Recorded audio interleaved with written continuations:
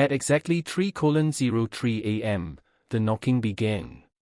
And what they found in the attic will chill you to the bone. The Wilson family moved into the old Victorian house on a bright Sunday morning. Mark Wilson believed they had scored the deal of a lifetime. The house was big, secluded on the outskirts of town, with towering oak trees and creaking wooden floors that Linda thought gave it character. Their daughter, little Emma, was less enthusiastic. The moment they stepped through the door, she gripped her mother's hand tightly and whispered, "Mommy, this house is staring at me." Linda laughed it off, blaming nerves. But from the moment they moved in, nothing felt right. The first night, Emma woke up screaming. She said there was a man standing just outside her bedroom door. Tall, thin, wearing a black hat that cast a long shadow across her floor. Mark checked every room, every window, nothing. He told Emma it was just a bad dream. But deep down, even he couldn't shake the feeling that someone was watching.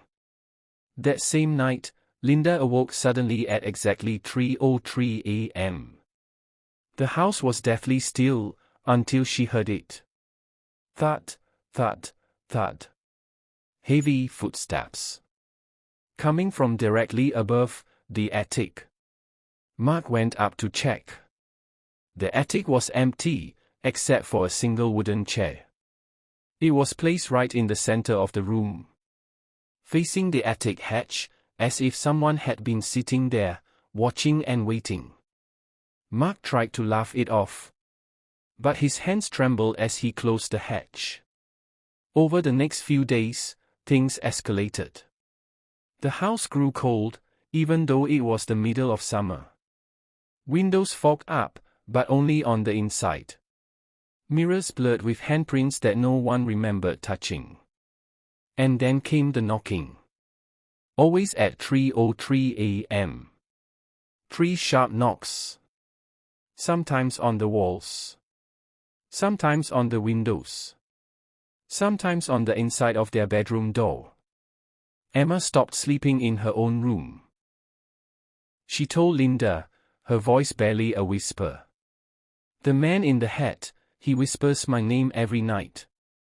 He says he's waiting." One night, they found Emma standing in the dark hallway, facing the wall. Her eyes were wide open, but glazed, as though she wasn't really there. Linda called her name, but Emma didn't respond. When she gently turned her around, she noticed the words scrawled on the wall above Emma's head, written in black marker. "Let her go." But none of them owned a black marker. And no one confessed to writing it. Terrified, Linda started digging through old town records. She discovered something that made her blood run cold. In 1967, the house belonged to a man named Thomas Griggs. A recluse, suspected of abducting 3 children from the area. None of the children were ever found. Witnesses said Griggs always wore a black hat and was often seen digging in his backyard late at night. Linda demanded they leave.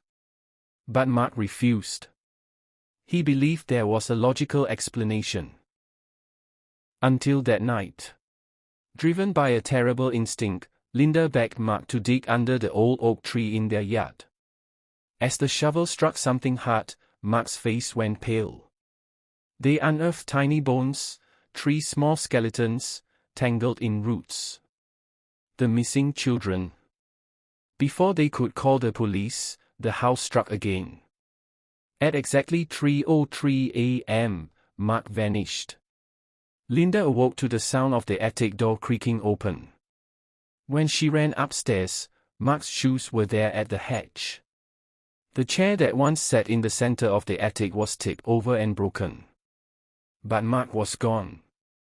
No trace of him inside the house. No footprints outside.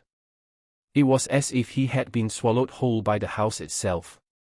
Emma kept repeating the same thing, rocking back and forth. The man in the hat took Daddy. He said it was his turn now. Linda and Emma fled that night, leaving everything behind. They never stepped foot in that house again. But the nightmare didn't end. Even now, in their new apartment across town, Linda wakes every night at exactly 3:03 a.m.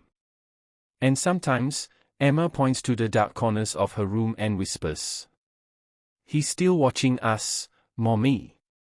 The police never found Mark. And the house on the hill? It still stands. Empty, but never silent. Locals say that if you walk past it at 3:03 a.m., you can hear knocking from inside. 3 knocks. Always 3. Waiting for the next family. Waiting for you.